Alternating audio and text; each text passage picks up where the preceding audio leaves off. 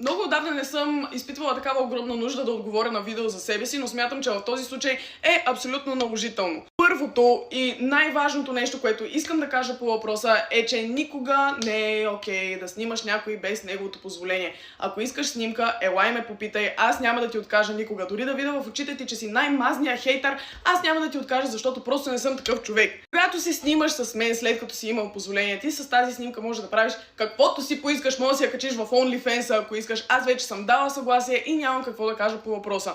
Господин Стокър, много се радва, че си ме хванал така, че да изглеждам добре, понеже понякога ме хващате в най-ниските ми моменти и тогава вече съм наистина ядосана. Сега да адресираме слона в стаята, именно този шал. Господин Стокър, следващия път, преди да изплискаш видеото директно в TikTok, може да пробваш да ми отвориш профила, да цъкнеш първото видео в него и да се информираш точно какво се е случило.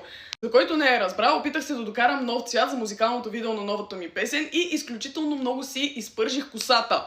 Не знам какво трябва да ти има, за да си помислиш, че аз по някакъв начин усмивам или приемам чужда религия. Хора, това е шапка от H&M. Следната една седмица хода с перуки, с шапки и не дай си Боже с шалове, само и само да скрия какво ужасно нещо причиних на косата си. Всички, които са се притеснили, хора, взех мерки и успях горе-долу да оправя положението. Така или иначе ще го видите всички утре в 10, като излезе новата ми песен. Просто докато успея да го оправя, е бил мой личен избор да си скрия косата, докато хода на публични места, вместо да хода изпържена и да ме снимате изпържена.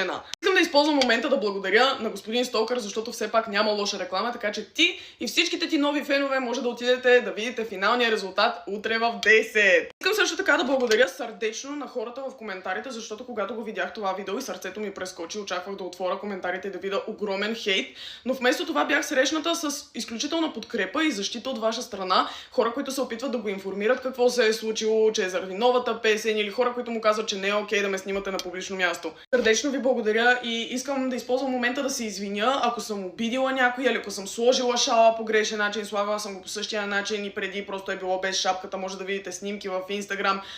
Никога не е било целенасочено към която и да е група и никога не е било с дисреспект към който и да е. Това е всичко от мен, ще се видим утре в 10.